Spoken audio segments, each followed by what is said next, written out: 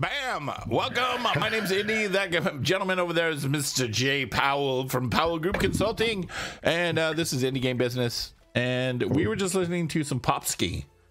Are we using a very liberal version of gentlemen? Gentlemen.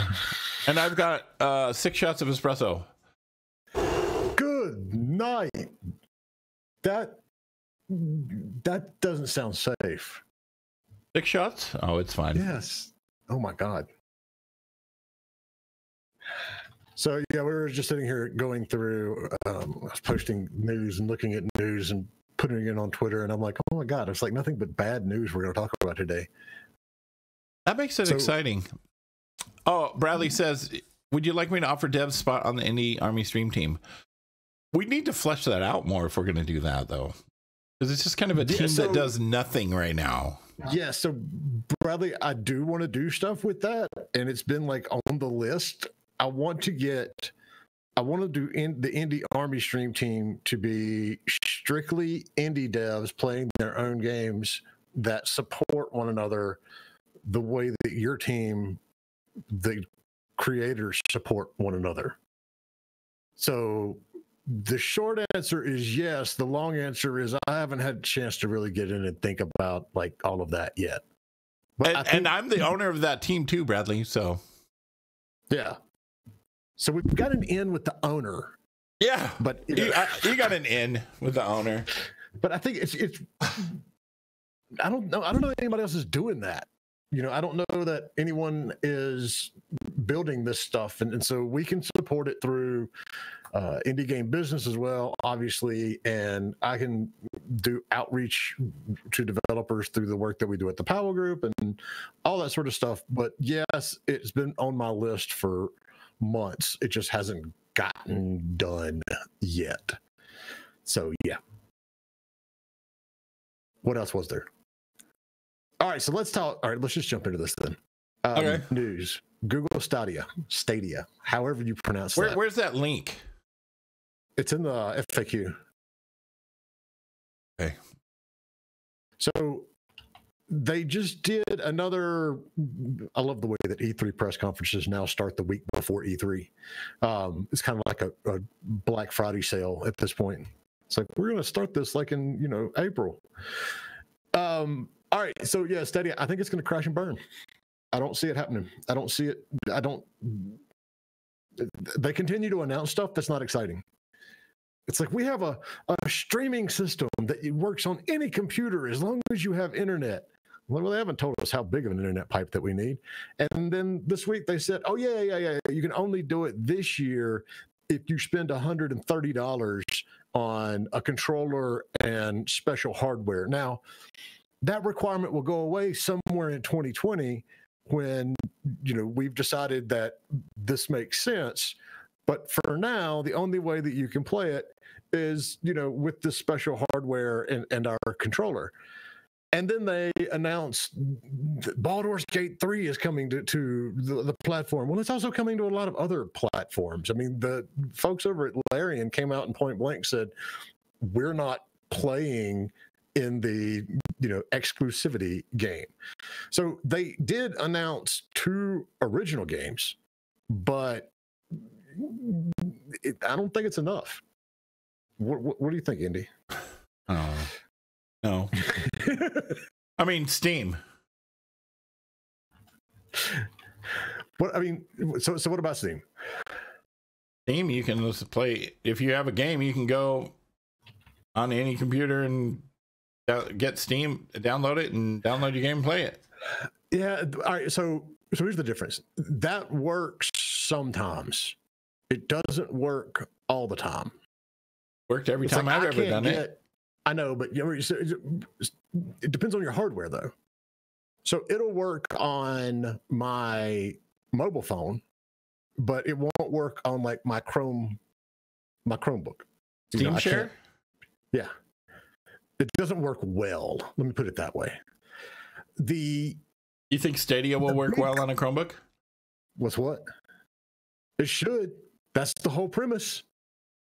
But there's no way of knowing because they are pushing the crap out of Chromebooks right now. I'm on TV. I'm just seeing Chromebook. Dude, I'm telling telling you, my first one, did I finally? No, it's still sitting over there in the corner. My first one I had for like 6 years.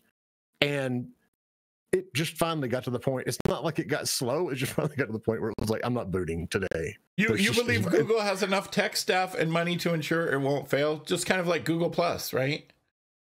Yeah, it's already, or wait, the YouTube video game streaming. Oh wait, those things did fail. That's one of the big issues that keeps popping up, and it's an issue to me too. Yeah. How do we know Google's going to support this? Yeah. They let's see, Google Plus gone, YouTube Gaming gone. Remember the healthcare service thing they did where you could keep all of your it was actually really cool because I used it. You could keep all of your medical records in one safe place with Google. No, they got rid of that. It's one of these things. I don't think there's enough customer trust in Google to keep a service like this running. What Google needs to do is just buy Dropbox, incorporated that with Google Drive, and then stick to the 3 things that they're good at: mail, search, and YouTube. That's what they should do. Well, in YouTube, they're not even really that good at, but you know what I mean?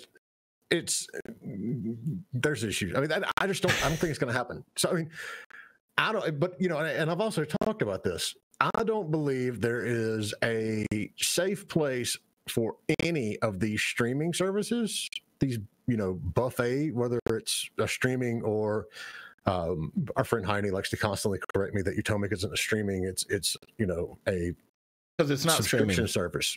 Yeah, I know, but it's subscription streaming subscription streaming. That sounds like a disgusting website. Don't search that. Subscription steaming. Do not Google that right there. Today's news of do not Google this. There's no way these things exist and continue to exist without original content. You look at it from the TV standard. TV and the film industry have figured it out, and they're doing well. Netflix is doing huge. We got Hulu, HBO Go. I mean, if you want to watch something hilarious, and to prove this point, Google HBO unsubscribes after Game of Thrones, and there's charts that show how the Google search for unsubscribe from HBO just skyrocketed, and their stuff fails. I mean their subscriber base falls off because people log in and get these services for the original content. You don't go and sign up for Netflix or whoever because you want to watch Friends and 30 Rock from the Sun episodes. I mean, everybody has them. You want to watch Black Mirror, which just came out, which I'm super excited to watch. The Marvel shows. You want to watch, Black Mirror. You want to watch Game of Thrones. You want to watch Handmaid's Tale. That's why people subscribe to this stuff.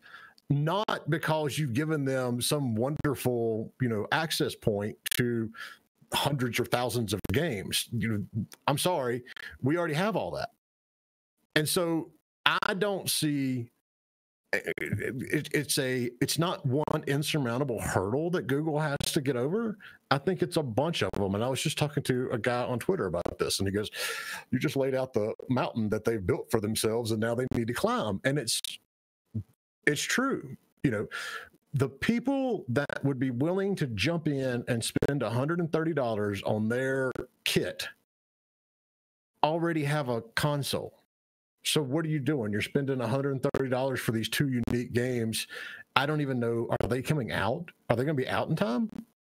So, yeah. All right. So, like Nightwolf says, it's probably worth more to subscribe to Humble Bundle than Stadia. Same monthly price, but you get more. Or you spend $100 more and you get an Xbox or a PS4 and you get access to their subscription streaming stuff. Same price. You just spend another $100. But the people that are going to spend $130 on this stuff already have a console. So unless they, actually get out there and do what they claim they want to do with, making it playable through your browser and work with other controllers and all of the stuff they talked about when they did the big announcement back at GDC, it's not going to work. So my prediction is they launch this thing at some point. You have to buy the $130 thing. Not enough people buy them. And then they look at it 6 months, 9 months down the road, and they're going, well, nobody's using the service, so why are we going to keep doing this? Okay, so what happens to that game you just bought? I mean, what happens to the original stuff that you have? Are you going to buy a Stadia, however you say it, just to get Baldur's Gate 3? I mean, I would if that was the only way you could get Baldur's Gate 3, but it's not. Baldur's Gate 3 is going to be on Steam and everywhere else too. So it's just, I don't know. I don't see it.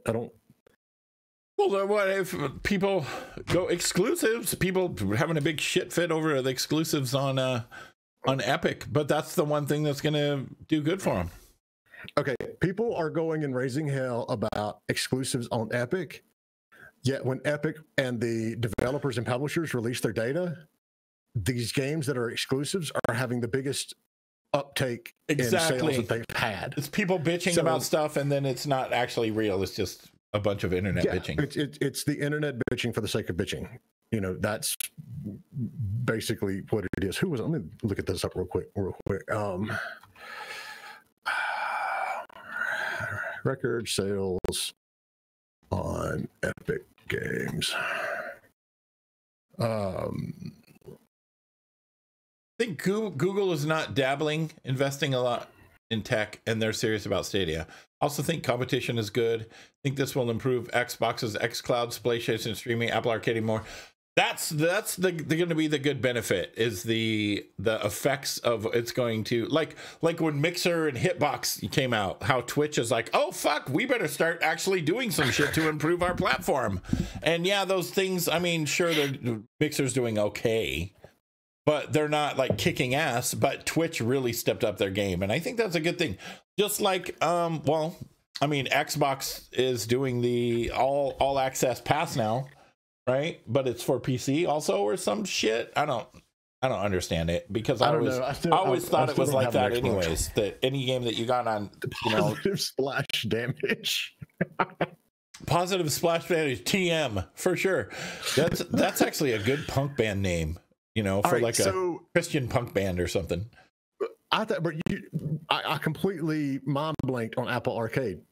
I think Apple Arcade will do well, because one, they're giving some exposure to premium games, whereas premium games have been completely buried in the world of iOS.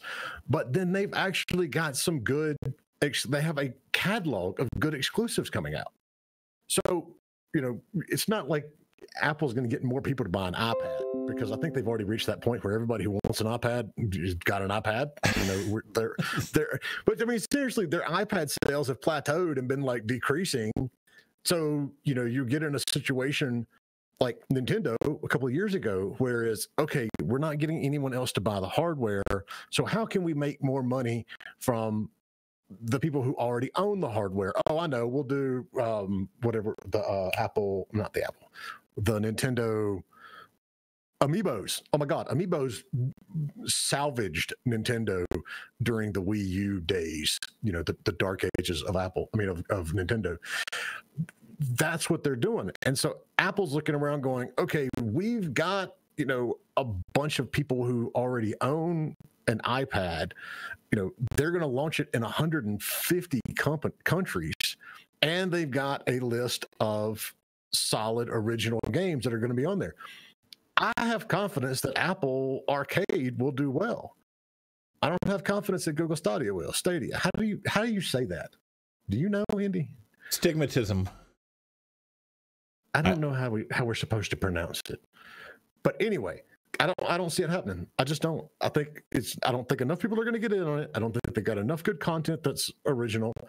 And then they're going to turn around in 6 months to a year and go, well, nobody's using it, let's just unplug it. And that's it. So how much is Apple Arcade going to be? All you can play, one subscription, jump from iPhone to iPad to Mac to Apple TV. And it's. Hold on, I'm looking this. I don't know how much it's going to be. I think it's the same, like whatever It'll be somewhere between $10 and $15 a month. I mean, I'm looking. Especially if you have Apple products, you know what I mean? That's going to be a good. Well, yeah. I mean, it's like I said, I don't think anyone's going to run out and buy an iPad, to play Apple Arcade. However, Stadia, they may upgrade an existing iPad, but I don't see them going and saying, "Oh, I have to have one now because they've done this." $10 a month or $15 a month for a family plan. Wow, there you go. Netflix just gives you a family plan. You can have like 3 people streaming at once or something. I think we have 5 because our son gets on the Netflix thing, and like our dog has a Netflix account. Apparently, I don't know what she watches, but she has her own little selection on there. So yeah, I mean, it's something you absolutely have to have original content. If you don't, write it off because it's not gonna stick. Except for that, I will say, except for that percentage of people who have accounts and forget they have accounts, and then it just rebuilds every single month. I mean, I know I'm partially guilty for that too. That's one of the things about online banking. I mean, before there was online banking, you had like a checkbook and you wrote down everything and you added it up right there by hand. And well, most people did. I didn't. I never. Like, did you balance your checkbook? No. I go to the ATM machine. If it says I have money in there, I have money. Why do I need to balance my checkbook? I never did that. But then I'm not a math guy either. And you had the late fees stuff. Send a check out and it doesn't get there for a week, but you're like, but I thought I had $500. No. You said I had $500 yesterday. Yes, but that check you wrote 4 days ago just not cleared. Now you have no money. All right, next thing was that Pocket Gamer developers sue Apple over Apple Store fees. Yeah, and I'll admit I haven't fully read through this thing yet. Well, let's pull it up here. God dang it! Come on, my mouse is starting to. I'm gonna go back to Epic for a second. Okay. So World War Z sold 250,000 units in its first week. I know people at Paramount, they were ecstatic about this. It was great. Satisfactory from Coffee Stain had their best PC launch ever, and that includes all the Goat Simulator stuff. The Ubisoft had the best opening for an Anno franchise in the franchise's history, and that franchise goes back. And was that because of the Epic Store? Yeah, and it was because it was an exclusive on the Epic Store. Metro Exodus had the best PC launch in its history. So yeah, people bitch about exclusives, but then they go and fucking buy it. I know. It's like they just, and this is the way, I mean, it's not just gamers, it's all of us. It's like, oh God, I got to go buy a Switch so I can, we're all guilty of it. I didn't buy my first console until I was a PC gamer growing up. I didn't even have a console. I bought my first console when I wanted to play Gran Turismo. I went and got, the Switch launched. I thought it was awesome. I thought it was really cool. I didn't buy it. I bought it when Mario Kart came out. I literally found one because that was still in the period of you have to basically stalk the people at GameStop and Target and Walmart to find it. I found one, I think on Amazon, and it literally arrived at the house the day before Mario Kart dropped. And I was like, all right, perfect. We're in. My brother did the very same thing. He sent me a text. I bought an Xbox because of Grand Theft Auto when it was only on Xbox. And then I scratched the disc like 15 days later and I was so mad. Oh, dude. Costly. But I mean, I'm sorry that you don't like exclusives and you don't want to go and download another launcher, which to me is ridiculous. It's not like you have to buy a $500 Switch to play it. Oh, and it's not like we don't have 1 terabyte of storage now. Yeah, I mean, I gotta fix it. My son's got so many like saved videos and everything on Minecraft that his Minecraft on the Switch takes like 5-10 minutes to boot up. He was like, it doesn't work. I was like, because you have too much shit on there. That's why it doesn't work. You have too much shit on, I pulled it up and it was like, I said, buddy, you have 221 photos and videos in Minecraft. I was like, delete them. It will run much better. But exclusives work. Exclusives are a win-win. People are going and downloading the Epic Game Store if they weren't already playing Fortnite because they want to play Anno 1800. They want to play Metro. And the companies behind these games are having their best launches in decades. And so you can't sit and tell me that exclusives don't work. Well, it's kind of like also like the thing of like you only have until Friday to buy it at this price. It pressures you into doing it, and people hate it, but they still do it because you get pressured into doing it. Exactly, but you still do it. So that just goes to show you that when the majority of people bitch about something, it's not because it's just because they're bitching about it. They will still. It's not even the majority of people. It's the internet. You don't have to be right. You just have to be the loudest. And so you get the vocal minority raising hell, and then you get all of the press piling on it as well because they found a hot button issue that we can take this tangent forever. They found a hot button issue that's going to generate clicks on their website, which generates ad revenue because nobody's paying to subscribe to their site. All of this builds together. Look at Fallout 76. I've been playing that again lately. I took like a 2-month break while I was playing Apex. That game got hammered and hated on for months. Now it's actually a really good game.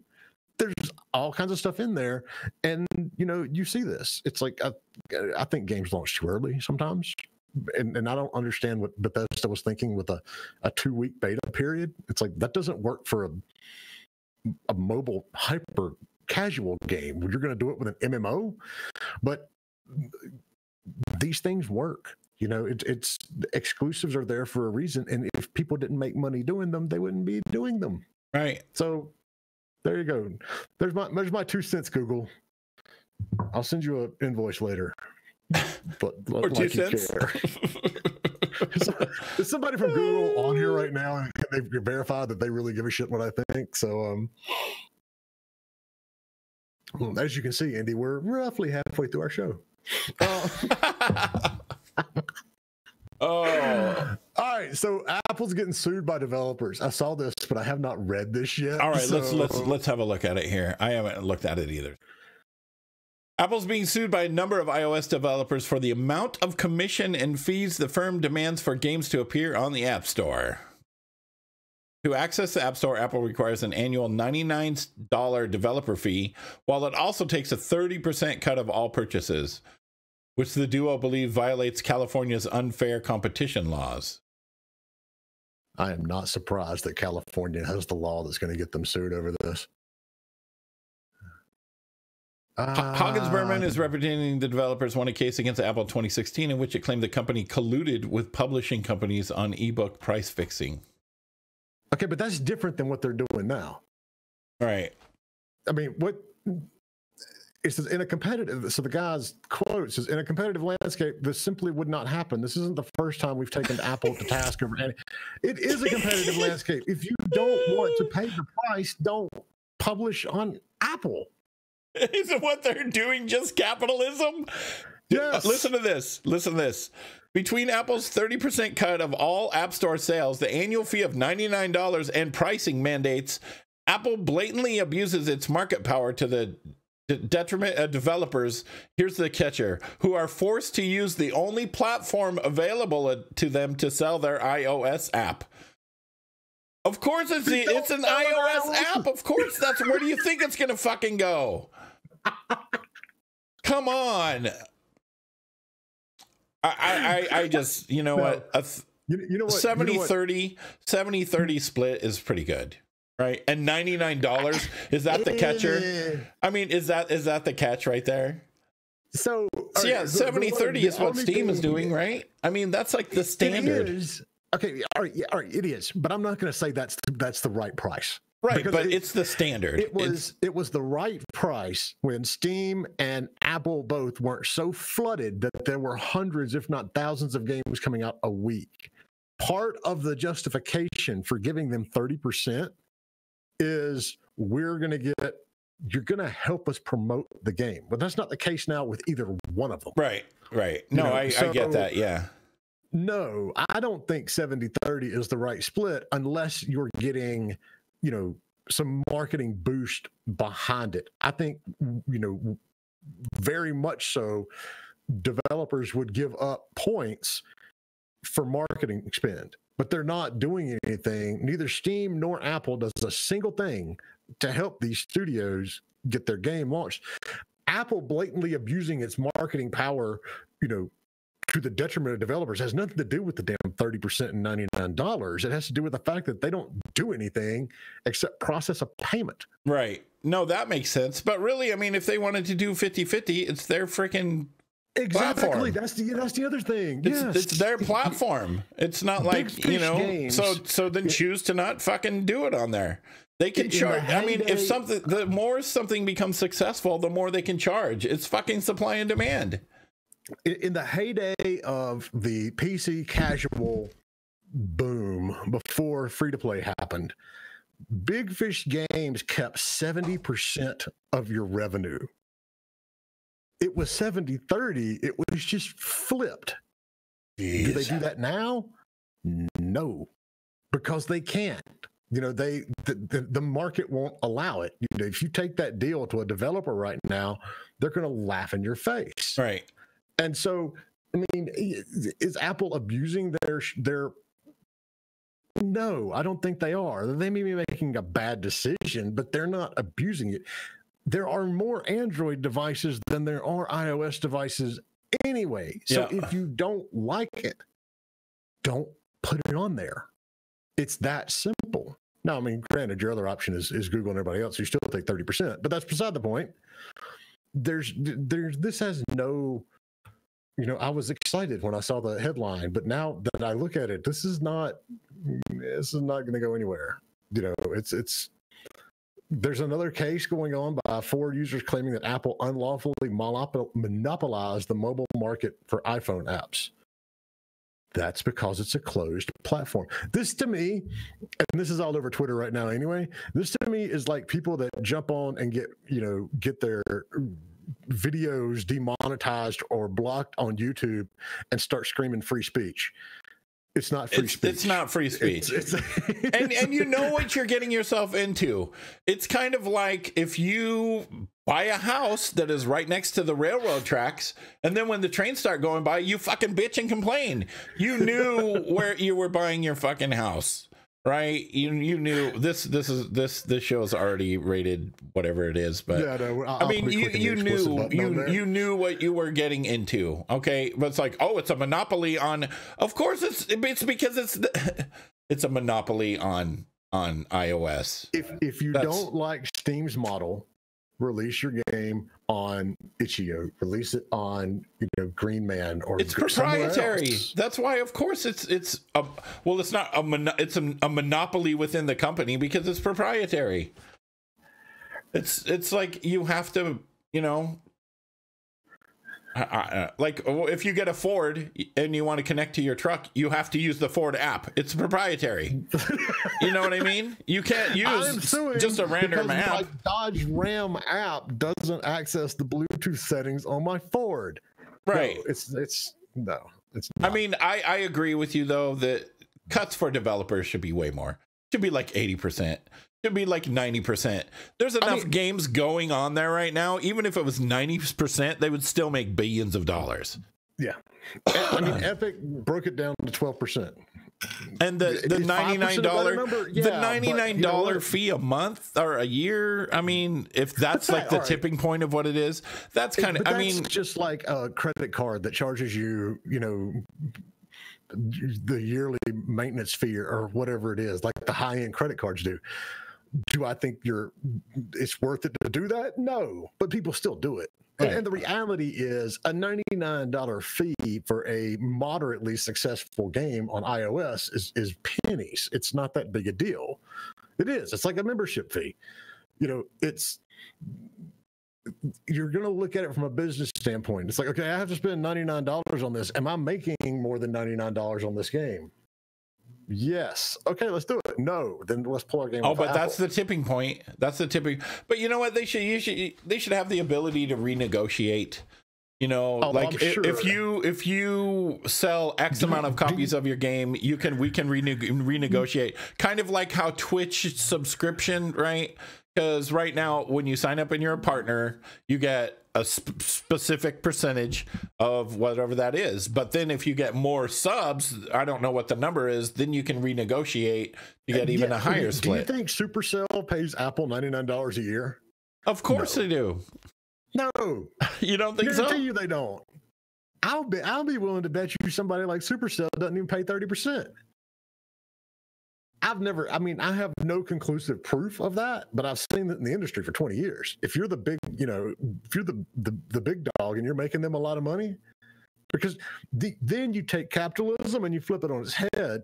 Because it's supply and demand. It's like, well, we'll just take our game off your platform. Exactly. If Supercell turns around and looks at Apple and goes, we only want to pay you 10% because now they're pulling our games. They have the bargaining power. Apple goes, okay, we make a lot of money from you, and please don't do that.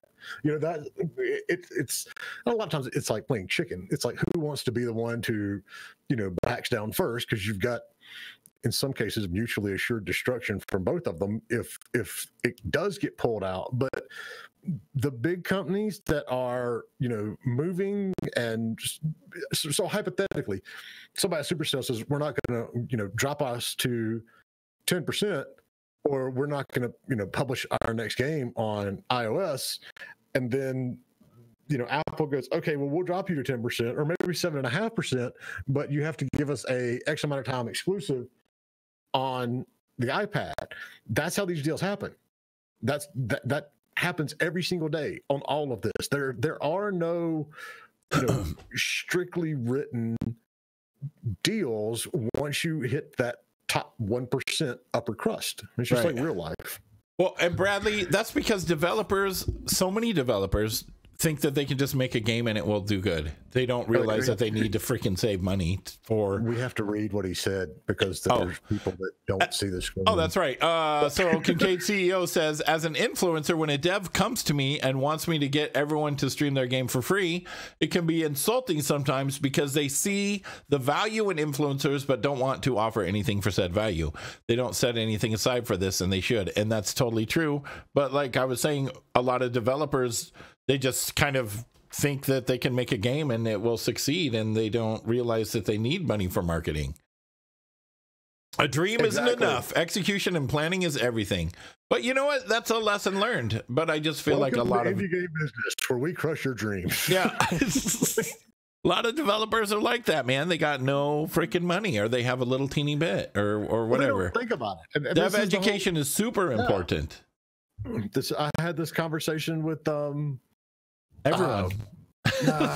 No, she's on Twitter. I actually just met her, the indie gamer chick on Twitter. We had this whole conversation back and forth about how, the whole reason for the show that we do is educating people on the business side of the industry, but no one sees value in it. And she said, have you talked to universities about going out and adding this to the curriculum? I'm like, I'm on the board of advisors for a local, college university, but when I go to these shows and I sit down with, like LSU and some of these universities that have game programs, they don't want to hear that they need to do a business section. Half of them don't even do a producer section. It's like, we're going to teach you to code and do art, and then we're going to teach you how to be a designer, and then like that's as far as it goes. And no one, yeah, well, school is like that with anything. There's no like, how to run your own business classes, or this is how you do your taxes, and the schools need more practical things for sure. Well, that's true. I think it's like that in everything. Speaking of that, Jay, starting in July, I'm taking a welding class. I saw that. Pretty excited about that. For you. Do you know how to weld? So I should, because two friends of mine actually teach welding classes at colleges, but I've never done it. And partially it's because I'm the first to admit I don't have a lot of patience, and my attention to detail on stuff, unless I am like uber focused on it, doesn't really work. And so it's one of those things that I think it would be cool. I would like to learn it, but I don't want anyone to actually use anything I weld because I'm not I'm just going to do it for myself, I'm not going to get a job doing it or anything. I just want to do it because, it's after my 33rd birthday and 33rd birthday. Yes. 33rd birthday. It's my 33rd birthday. I've been 33 for the past 17 years. I was getting ready to say, how many times are you going to reuse those candles, Andy? Those threes are melted down. They're just like a little loop. I'm going to make metal art. I think you should do it, dude. I think it's awesome. I mean, I love it. I had friends of mine that have done it, and I've got stuff that they made. And then, so here's the good news. If you want to ship it cross country, I'll put it for sale in these stores that we have downtown where I live, which is like an old rich people retirement town. You go downtown and there's like, downtown is like 3 blocks. It's all antique stores, high-end real estate, and clothes stores that sell clothes brands that we've never heard of, which is always like my test. If I've never heard of it, it's probably expensive. But we can if I didn't get it at Costco, I don't know what it is. Yeah, exactly. We'll sell it. You do the metal art. We'll sell it for, about a 600% markup over here in the antique stores in town. The only metal art I'll be doing is heavy metal.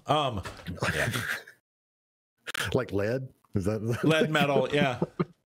Full scale replica of the Twitch logo made out of bicycle wheels in my front yard by Christmas. Oh my god. It's tough to weld aluminum. I know that much. Not really. So when I was a commercial fisherman, I worked. We did a lot of work in the gear shed, and I did a lot of like prep work and grinding and finish work and stuff like that, and a little tiny bit of welding. Not less like maybe a couple hours of trying to do it, But I did welding. Metal or aluminum is super easy to work with. You can cut it with a freaking skill saw. Then you have like a little argon welder, and it's super easy to work with. Yeah, they have a special welder for it. Got it. And it's less like a wire feed, so the wire just comes out the end. And my whole thing is, I think it would be super interesting to do, but I don't want anyone else using something that I've welded together, and I sure as hell don't want to use something I welded together because I know me. That's just the reality of it. I just want to do some stuff for me. That's it. I just want to. I think it'll be cool, dude. I want to see the fruits of your labor. And it's cool because I can go in there anytime, right? There's like 4 days a week, and then I can go in at any time between like 8 o'clock and 4 o'clock, 8 o'clock in the morning and 4 o'clock in the afternoon. And all of you have to go in for, I don't have to go in for like X amount of hours. I can just go in and do what I want. And he's like, well, do you use this for credits? And I'm like, no, it's just for personal enrichment. And he's like, oh, well, after the first couple of weeks, you just tell me what you want to learn, and then we'll just do that. And he's like, because it doesn't matter what your grade is, right? I'm like, no. So he'll just show me whatever I want. That's the beauty of furthering your education after you're a grown adult. It's like, well, what if I fail this? I don't care if I fail this. It's like, what about smithing? You know what? I want it because I'm going to be building motorcycles and doing that kind of stuff. That's why I want to learn to. The other stuff like grinding and bending stuff, and I can do some really basic stuff, but I just want to do some. That's why I want to do it. So when I get old and retired, I can just putter around outside. You know what I mean? while he's on Twitch. Then While you I'm can on do Twitch. a whole Twitch stream from your garage. Dude, I've got it set up. I've got 3 cameras. I got a mic set up there. I've got a TV that we were going to throw away, a great big, like 40-inch TV. Then I have chat up on it. I'm actually doing, awesome. I've already done a couple streams from there, but next week I'll be doing a stream from there because I'm going to be I've been having intake vacuum leaks on my bike. So I figured out that it's because there's the way that the carb sits on there, and when the bike heats up, it starts moving around. So I got all the parts to fix it. So that's going to be my part of my stream next week. Nice. Is there a welding subset on Twitch? I don't know. Can we go ahead and just make that a thing? There's no mechanic thing on there either. But you know what? There's nobody working on Harleys on Twitch. You know what? You're the first there. You start a trend. I know. All of a sudden, you're like an overnight success, and you got a Discovery Show channel where you can yell at your kids. That's all you need. And throw shit at them. Yeah, exactly. All right. So, speaking of dumpster fires, let's talk about GameStop. Okay. GameStop. Let's look at the FAQ here. So they announced 16-year low. Crap. They announced their results from the first quarter, and their shares dropped 36% in one day. In one day? Yeah. Yeah. It's down to about $5 a share. I haven't looked to see what it is today.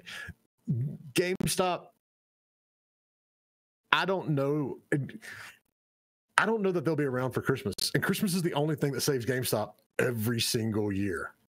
It's people don't go in and buy. The people that buy physical copies of the games, it's order them online now. Yeah, they do that, or they go. So it's almost like they've created this self-replicating problem. We used to go to GameStop because they had the best selection of games. Right. Best Buy had games, Walmart had games, all of these other stores, the bigger stores that seem to absorb some of this stuff, they had games, but they only had like the mainstream, either the really, really super high selling casual bundles where it's like 504 arcade games on one disc. And then they had the core, the AAA, the big games that would sell thousands of copies a week. GameStop is the one that had all of the other stuff. If you wanted to go buy Hollow Knight when it came out, yeah, we're pretending the internet doesn't exist here. We're saying Hollow Knight was just a physical release like from 15 years ago. If you wanted to buy Hollow Knight, you had to go to GameStop. It wouldn't be in Walmart or Target or anywhere else. Well, then the digital stuff came along, and all of those sales started kind of falling off. And so GameStop looked around and went, well, we're not making any money on these low to mid-tier games anymore. Let's get rid of them. And we're just going to stock, the AAA stuff. Okay, well, now you're just like everybody else. So people stopped going. Or they started buying it online and having it shipped to their house, because that was the other thing. It's like you could, get that game day one guaranteed at GameStop, but if you ordered it from Amazon, it might be there, it might not. I remember I had 2 copies of Diablo 2 because I ordered it from Amazon and it didn't get there in time. And I'm like, I'm playing Diablo 2 on launch day, one way or another. And so I went down to GameStop and got it. And so, but they don't have that anymore. You go in there and GameStop has lived on its resale business for years. Mm-hmm. And then they bought ThinkGeek. And I will say, I'm kind of torn on this. I support my local GameStop. The folks that work in there know what they're doing. They will go out of their way to help you. My son wanted a very specific Funko Pop. And the manager of our GameStop, you know how many Funko Pops they have in the store now? It's like all it is. All of them. Yeah. Yeah. He sat and went through 3 shelves, line after line, and found the one he wanted. And I'm like, that's what you have to do. On the, local level, I'm going to hate to see GameStop go, because I like the folks there and I like the customer service that I get. I don't like the pressure that their corporate puts on them, and I don't think their corporate makes good decisions. And so I think on that side of it, it's going to be like a ho-hum. All right, well, they're gone because they haven't evolved. Like, Bradley says they need to adapt. They haven't adapted. Yeah. So, Bradley, so what you're telling me now is the perfect time to hit up GameStop for sponsorship while they're chucking Hail Marys. Yes, that's exactly what it is. I mean, they went and bought, a digital distribution platform. What have they done with it? Nothing. Congregate's still out there, but is anyone checking Congregate every single day, even with their new cartridge thing, to see, what's been released? No. And then they were like, well, they're separate. They're separate now. It's like, dude, the best chance you had at surviving here was not making them separate and building this out. And now you're just like, oh, well, we're not going to do that anymore. And so for them to plummet like this, in the midst of a hardware, staleness, plateau. I mean, because you think about it, they did good money when the Xbox and the PlayStation and the Switch especially came out. Yeah. When you couldn't, those days when you couldn't find a Switch, you could go to GameStop and have a decent chance of finding one if you wanted to spend $700 on the bundle that they, mandated you buy with it. So they don't have a major hardware launch coming out. There's nobody like knocking the door down to go and get, a Funko Pop, because frankly, you can get a Funko Pop anywhere, even off the web. So, they don't have, they made good money for a while on the Lego Dimensions, Disney Infinity Amiibos. Well, now they're just down to Amiibos. They're not making, tons of money on that. There's that new one that came out from, is it Activision? Some kind of like Star Fox, whatever, but I don't see a lot of that in their store. And so, here they are announcing in the first quarter of the year that they had this huge drop in revenue and it's going to fall. Their stock falls to like $5. So should we invest? That's the hell thing. No. God, no. Let it get lower? When it gets lower, they're going out of business. Their stock is not going to go back up, at least not in any significant fashion. There's no way. I mean, there are companies in this industry, and my usual rule is I don't invest in game companies because I know game companies. But yeah, the only one that I look at every time they have a major drop, only ones, is Activision and EA.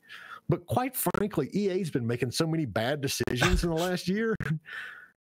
I don't think they're going anywhere. EA is not in any danger of like dying, but I don't know. They don't get live ops. They don't get in-app purchases. I'm not overly confident in that one. And so, but yes, if somebody said you have $10,000, dude, Zynga just sold their building. It's really? So are you kidding? Zynga has no place to go but up. Yes.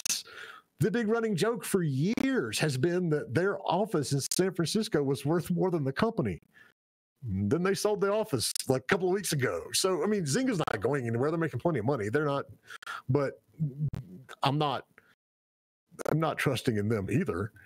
It's one of those that there is, usually you can look and say, okay, this company's not doing well right now, but XYZ is coming up. It's like EA. They're like, all right, so Apex Legends has lost like half of its, user base, and everybody's bitching about the in-app purchases that aren't worth purchasing, which they're right. And what should we flee from EA? It's like, hell no. The Women's World Cup's going on right now. We still got, FIFA is going to do well.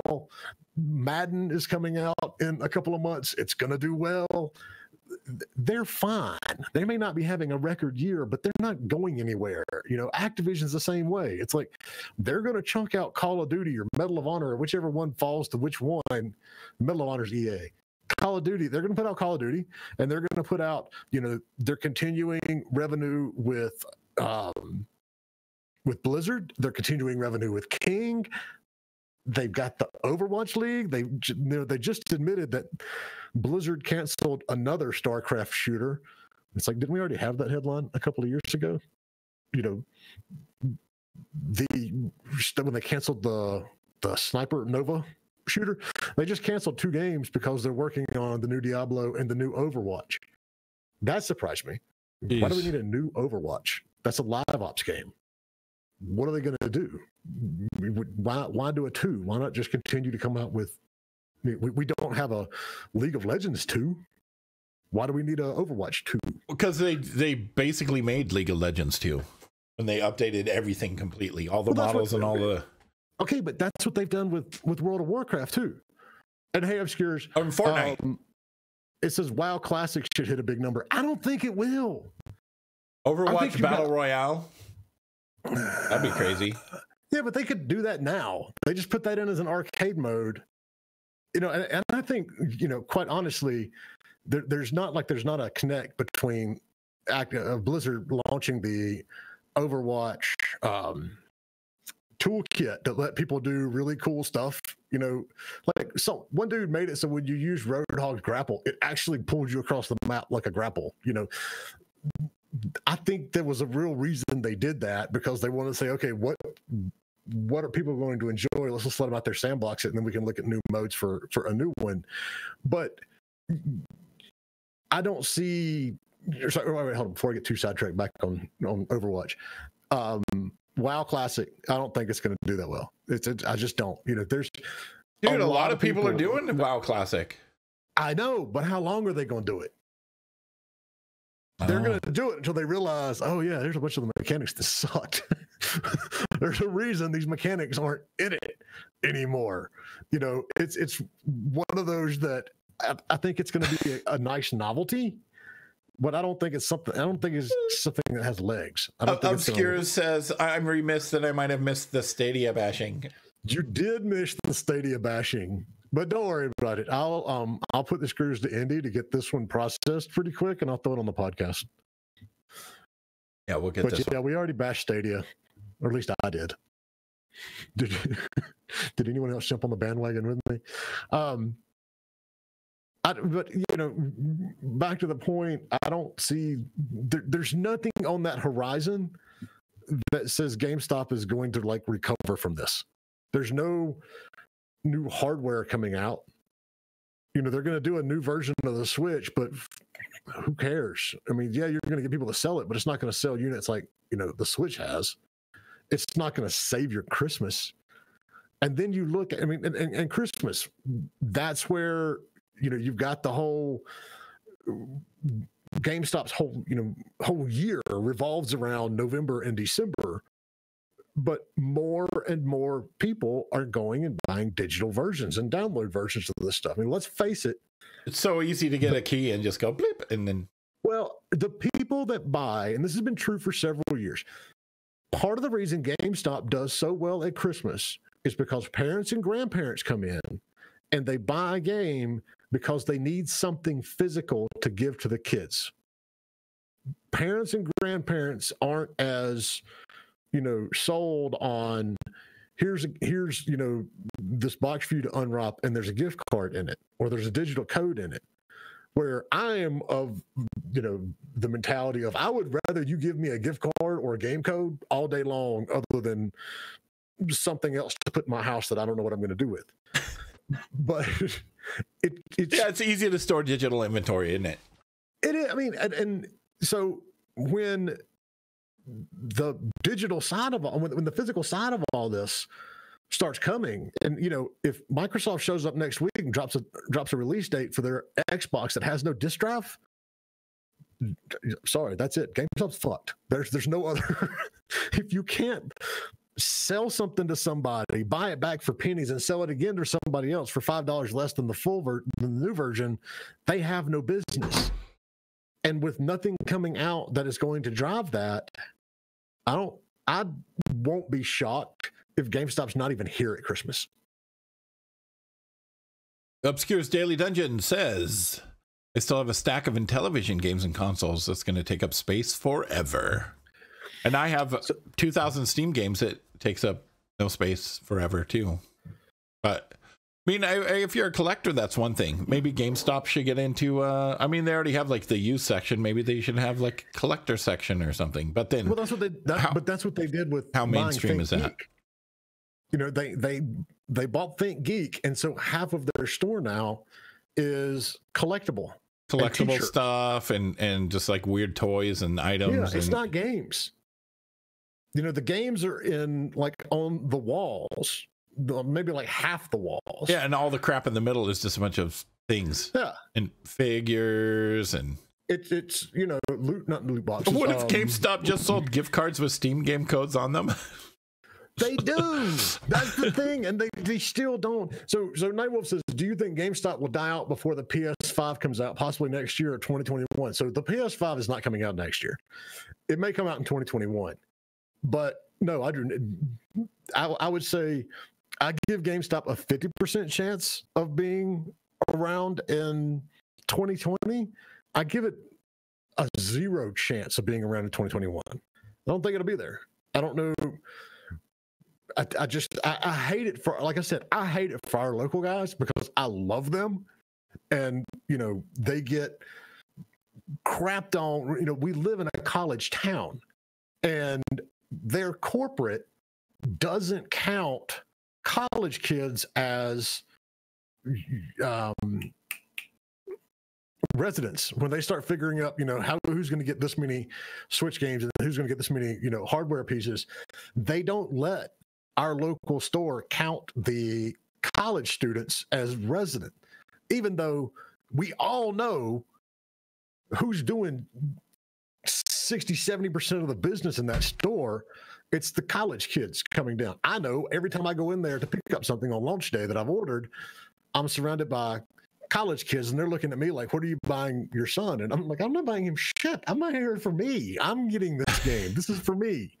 But, you know, they don't let them count that. And so, you know, I always make it a point whenever there's a big Nintendo game or a Switch game or whatever coming out, I go in and pre-order it.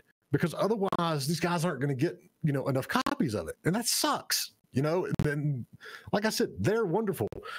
Corporate has issues, and they won't be around. I mean, that's just the reality of it. So, and Obscure, when we moved up here, I found a box that I had never, like, unpacked in years at our old house. And I know I should be that collector that keeps, you know, my PS2 and my Dreamcast and my Xbox and Xbox 360 and all this stuff, but I'm not. You know, it goes in a box.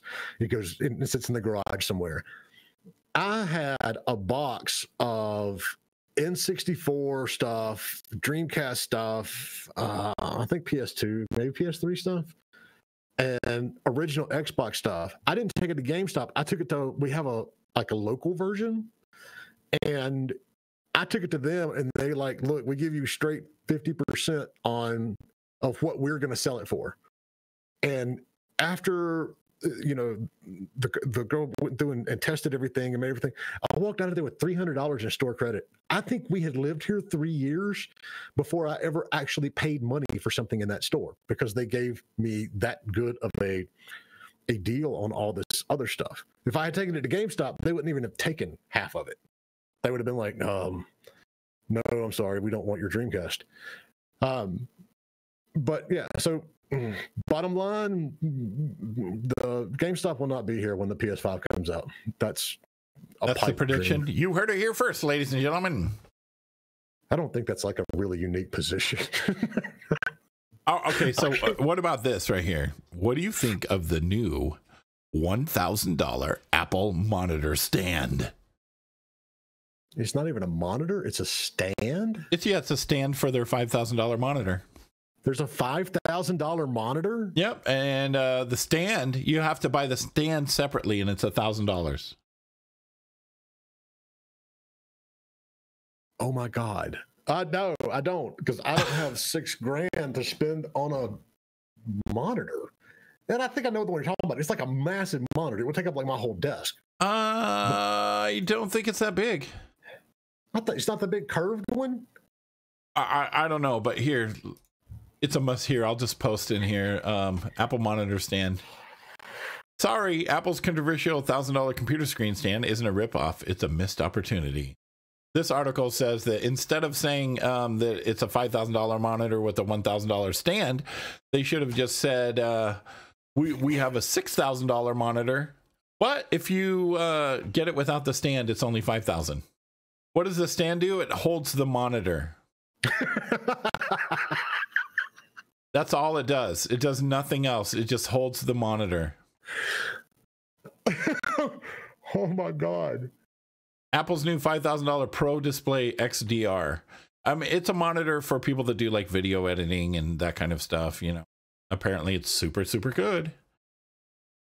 But all right, so and this is why people sue Apple, you know, like we talked about earlier, because there is a percentage of people out there who are going to buy it. They're like, because they are our users are dumb, so ingrained in that Apple culture that it's like, oh yeah, well I have to have it, and so that mentality, you know, those people are the ones that get pissed off when they're the developers and they're like, well, our only way to sell stuff on Apple Store, which is where we buy everything, is, you know, through their rules, and that's not fair. And I'm sorry, it is fair.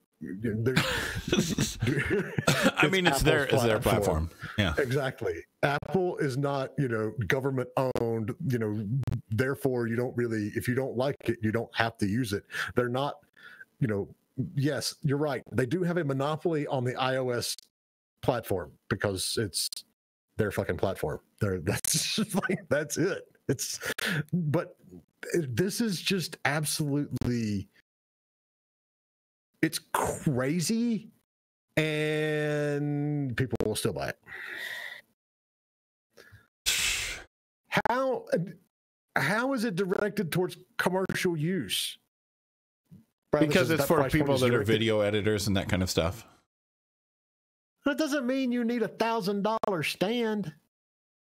Well, no, you don't need $1,000 stand, but I don't need $1,000 stand.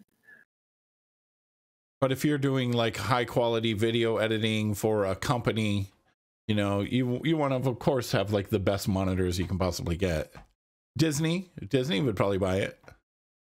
Hey, you know what? We went into AT&T. We went into AT&T, okay, and we were, you know, getting phones or whatever, and they had these groovy looking chairs in there, and the guy says, "You know how much these cost? How much? $600 each."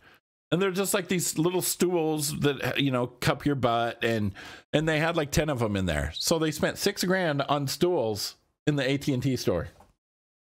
How much does that chair that you use retail for?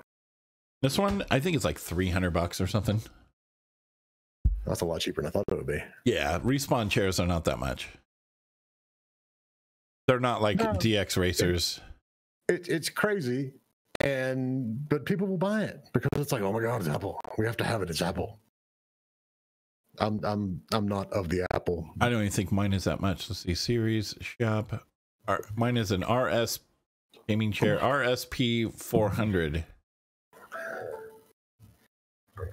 Yeah, mine's $292. See, that's not bad.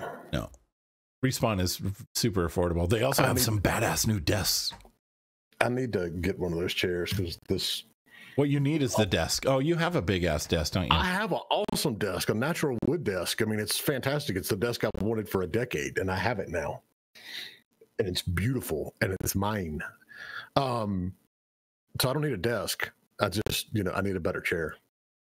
I bought this chair. The Respawn 900 gaming recliner for $300. Pretty awesome. All right, wait, hold on a second. Question. 3 years ago, Nintendo share skyrocketed with a Pokemon Go summer launch. Harry Potter and Niantic games upcoming, owned by Warner Brothers, which is owned by AT&T currently. No. Well, okay. I'm not going to comment on AT&T because I don't know all of their, but here's the fun fact of your question, Obscure. Do you realize that the Nintendo shares went back down a week later when Nintendo said, yeah, we're not really getting the majority of that money from Pokemon Go? You know, that deal was basically between, I don't know if Nintendo got any money from it because that deal was between Niantic and the Pokemon Company. But I think Nintendo owns the Pokemon Company, so it was a little bit. But there was this huge news article about a week and a half later after Nintendo's share skyrocketed when Nintendo was like, we probably should let y'all know that we're not the ones really getting that money from, Pokemon Go. I don't know. A Harry Potter game from Niantic is going to be such a small drop in Warner Brothers bucket, which is a small drop in AT&T's bucket, that I can't see that it would really be that. Yeah, and you know what? There's a Walking Dead game that's like Pokemon Go. It's like shows your area. Hi, babe. It's a. Oh, you made me breakfast. Thanks. I didn't even know you was here. Where's my breakfast? I want breakfast. So basically what you do is you hold up your phone and it has a little map, and then you can attack things that are in your area, and then when you go in different there's did you see Minecraft Earth? Yeah, that looked pretty cool. I mean, they've been showing that for a while, but one of the guys that I know is like the senior producer on there, and so I want to like hit him up and be like, hey, you should come on the show and talk about this, because that looks really cool. It's good that it took like Pokemon to get augmented reality into the mainstream when I was working on augmented reality games 10 years ago. And we're sitting there going, I was calling catalog companies going, you need to put a QR code in your catalog so people can read, see the catalog that you mail them and then scan it and order it from the site. And the reaction I got from every single one of them was, what the hell's a QR code? No one's going to use that. Okay.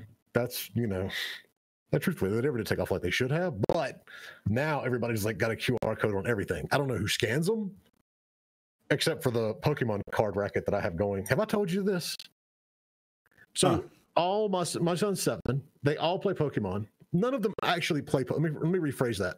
They all have Pokemon cards. They don't actually play Pokemon. Their version of Pokemon is one-on-one battles using the highest damage attack versus the health points of whoever's doing it, and then it's almost like playing war. The card game where it's like the high card wins, and that's how they play Pokemon. But they get packs and boxes and stuff. Well, my son will go, and when he's trading, all the kids in the neighborhood will give him the code cards that come out of your pack that you can scan and put into the online game, which is brilliant in my opinion. And I don't know, all the CCGs should be doing this, but Pokemon does it. It's like when you buy a pack of Pokemon cards, you scan the QR code, and from within the Pokemon digital card game, and it gives you a pack in there. Or if you buy a special box, a special set, you get whatever was in that special set in your digital library as well. So all the kids in the neighborhood give my son their digital cards because there's only one of them that plays the game online. And so he comes home and he's like, here, Dad, I got you a stack of these cards. So I have like this epic Pokemon card collection in the digital game because, my son gets all the digital cards from all the kids in the neighborhood. You play it? Yeah, actually I do. I started playing it. So I played Magic for years. I played Hearthstone for a long time. I haven't played Hearthstone lately. I like CCGs. You can download it on your phone. Hearthstone. Oh no, I think the Hearthstone mobile interface is better than the PC interface. But when he got into Pokemon, I was like, okay, I've never actually played the Pokemon card game, and so if he's going to play it and he's going to get interested in it, then I might as well figure out how to do this. And then I downloaded it and I started playing it. And yes, tell us your Magic the Gathering story, Obscures. I like it. I play it pretty regularly. I'm not saying I'm on it every single night, but I play at least once a week. I log in for a little bit and play around. I don't in Magic and in Hearthstone, I used to know the meta, and I would have the meta-esque decks, if not the exact meta deck, to play competitively. I don't do that in Pokemon. I don't believe I know enough about all the cards and their abilities to be able to do that. But I play like I mainly play like the theme deck tournaments, that sort of stuff. Yeah, and see, and that's so. Old Man Hero. So the greatest thing I've ever seen was my nephew learning to read because he was so interested in Yu-Gi-Oh. You know, that was the same thing that we've seen here. And I was an English lit major. I'm all about reading. I don't think it matters what you read. And so I see people on, Facebook, or I see people in real life. And when some kid wants to buy a comic book, and they're like, that's what you're going to spend your money on? That's what you're going to read? I'm like, the kid wants to read. Shut the fuck up. Let them read whatever they want to read. let the boy read. Why are you dismissing what this kid wants to read? And so, my son he's always been good reading. He's only in first grade, but he got a Captain Underpants book, read the thing like in 2 days. I mean, this is like a straight up like chapter book, not like some like 15-page comic book. And, to the point that I went and picked him up from school, and I had to bring some of the neighbors' kids home that day too. And there's 3 of them sitting in the back of my truck, and he's not talking to any of them. He's got his face in this book and he's reading it. And I'm just like, that's awesome. And I tell him, I'm like, look, he has books that he has to read every night for school. But I'm like, I don't care what you read, as long as you read, and that's he did a big chunk of when he was learning to read was in Zelda.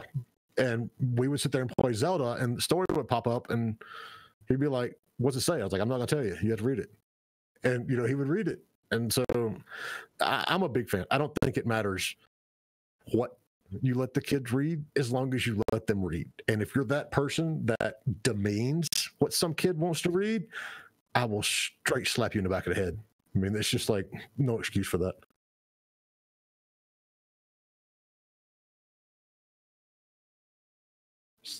So Skir says, my wife and I have pearl and sapphire birthstones. So I put this on our bedside, told her they were worth more than any actual pearls and sapphires that we can buy. Is it the mocks? Oh. Yep. Oh, that is awesome. So how much are those? Yeah, what are those worth now?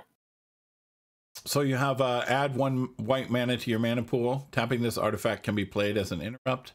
Which means you can tap it anything. It's a huge broken mechanic in about 2 G's, about $2,000 each. Wow. Yep. Because I mean, the only way you can play those is in like the completely unlimited. I forget what Magic's actual category for it is, but it's the category you can play anything you want. Because as of like the 4th iteration of Magic cards that came out 10 years ago, those cards are so broken that they were like, this isn't something that we can do. And so if you have like some very nice, well taken care of, preserved versions of those, it's ridiculous. It's absolutely ridiculous. It's a 0 mana that you can tap it. It's 0 mana cost. You can tap it at any point in time to add either a white or a blue mana. It's extremely broken in the world of Magic today. But yeah, those things are worth tons. Yes, it's a good point. So who are you? I have a guess, but I'm not going to guess yet. Give me the initials if you don't want to like blare it out there on Twitch. Black Lotus. It's the Black Lotus, Jay. Yeah, see, that's another one. BG. Not who I thought you were, but it's okay. It's all still good. I thought you might be another buddy of mine from oh, how have you been? See, that's now we haven't talked to him forever. I'm not going to out him on the stream unless he wants to be outed on the stream. Well, that's awesome. How did you find out that we were doing a show right now? Was it my Facebook post? Twitter? Yeah, that is a very good question. Because we're working on bringing more people in, and we're just trying to figure out. He's Baldur's Gate 3. No, he's everywhere. He's everywhere. Yeah, we are working on getting some more exposure. Yes, as we get more and more. Oh, I didn't know you were streaming. Well, post your channel in here, and that way it's a safe place. Oh, you saw Jay posted on a nice. Oh my gosh, I can get an 8-foot workbench for $20 and it's pink. Awesome. Oh, and it's lavender. Well, not if it's lavender. It's lavender. I mean, if it was magenta, that would be awesome. What if it was fuchsia? I don't care. I would just paint it all black anyways. I mean, you know what? You know, if you are secure enough in your masculinity, if you can wear pink. That's as far as I love wearing. I will wear a pink shirt. Pink is great. Octarine. Is that an actual color? Octarine? Is that like aquamarine? And I can give you an idea of how secure I am in my masculinity. I don't wear pink or red because it doesn't go well with my skin tone. There you go. It makes me look like I'm bleached out. Oh, Jay, that can be your new Twitch channel. Bleached out, Jay. So who else do we want to diss on today? Because it's already like 1:30. We sat here and gone for a while. How's your beer? We're extremely close to the end of the show.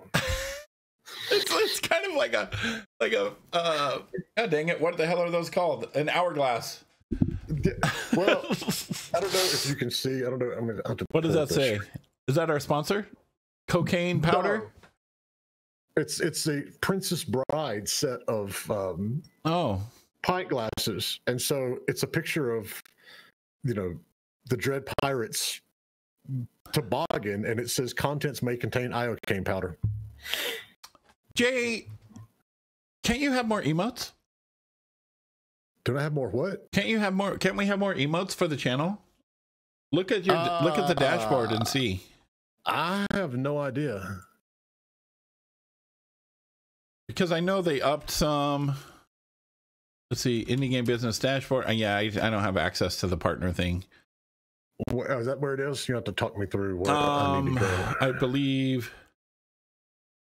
Does he know that you know that he knows that you know? Affiliate emotes. Here we go.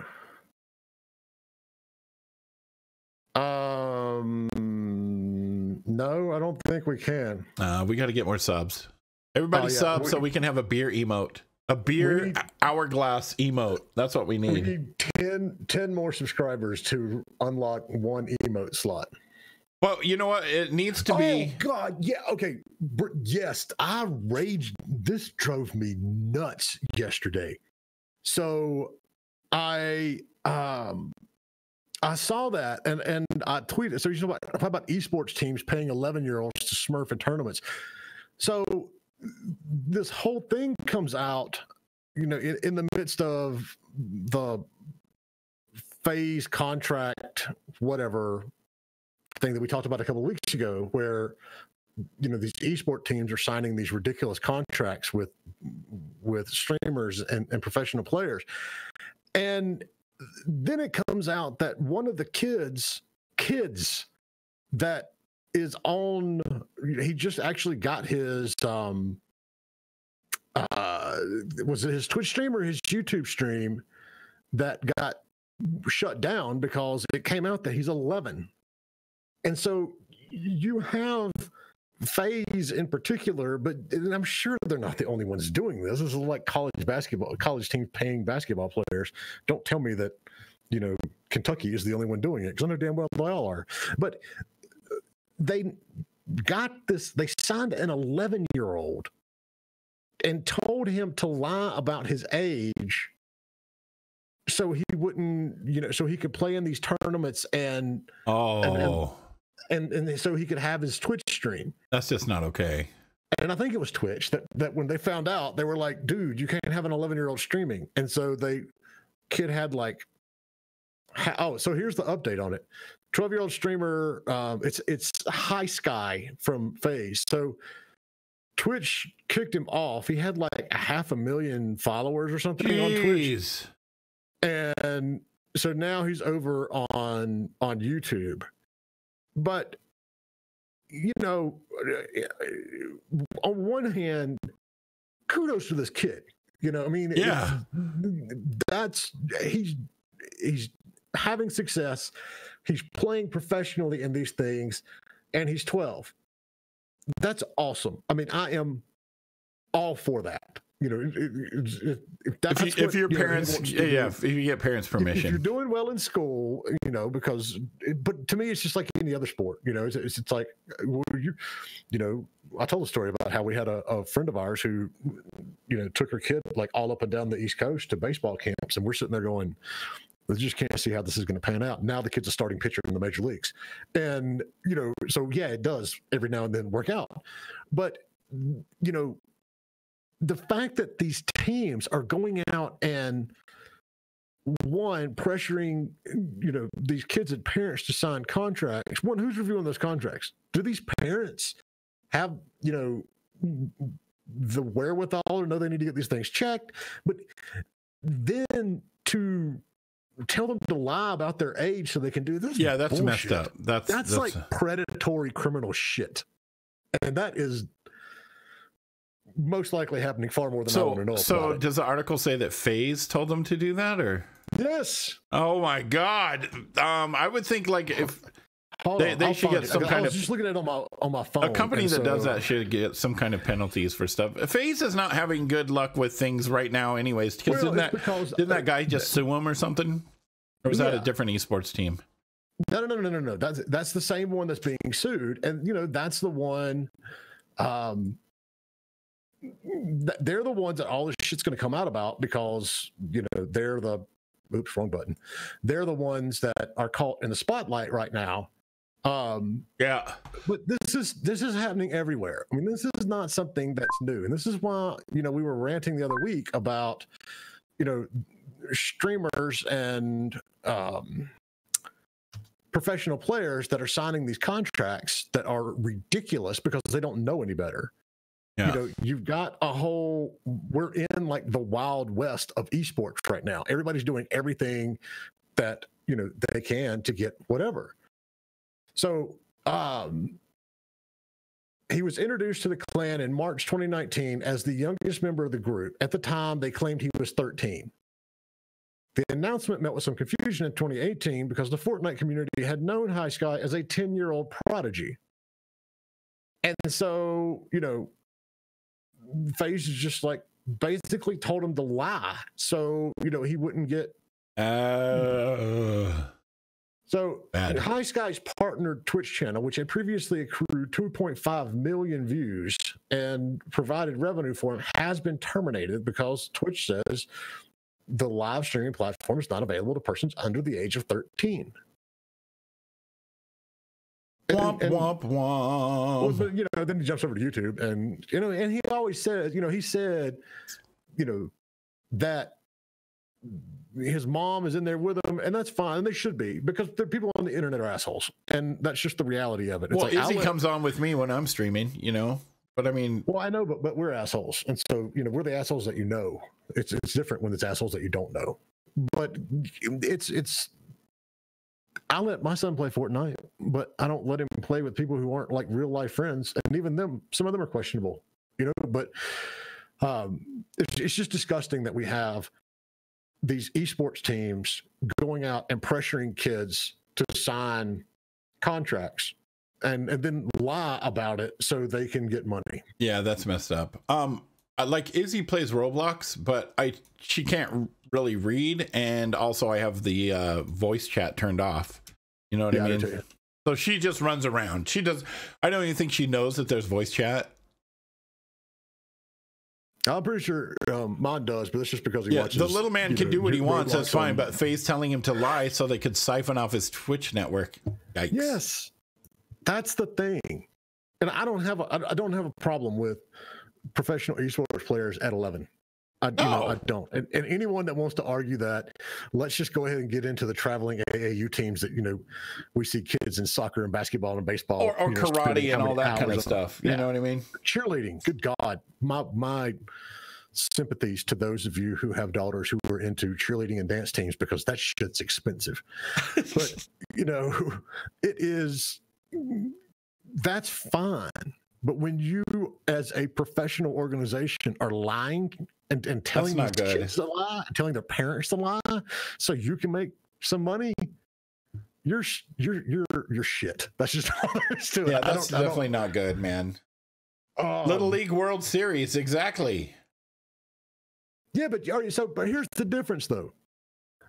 It's not like, soccer or especially in Europe, where the Little League World Series is emblazoned with, product sponsors. It's not. Now, you do have teams that are lying about, the age of some of the kids, especially the Latino kids that are playing. That's what you usually see. They see them come over and then they lie about their age so they get there to play. I would be willing to bet you that there are more of that shit going on in esports than there is in real sports, because it's so much easier to lie. It's one thing when you're saying a kid playing in Little League is 14 and he's 6'2". When he goes out there and stands in the batter's box, you're gonna know something's up, and that's generally how they catch those. I was about that tall at 14. I know, but it's not normal. And when you walk out there and you're 6'2", people start going, can we look into this? Because I don't think that kid's 12. But, when you're behind a television screen, a computer screen, you don't know who's playing. Yeah, one of my most entertaining things to do every now and then is get on Overwatch and play one of my main characters that I'm actually pretty good at, but then have Ethan talking in the mic, freaking out the people on my team that there's like a 7-year-old that's tanking for them at the moment. To me, that's hilarious. But to each his own there.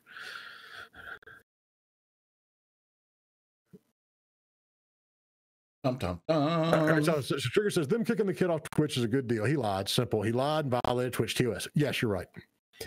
As for him being in esports, more power to him. And seeing as he did part of it just to make some cash and make it on the Twitch world, article showed he used his older brother's Twitch channel and tried to follow in a dream.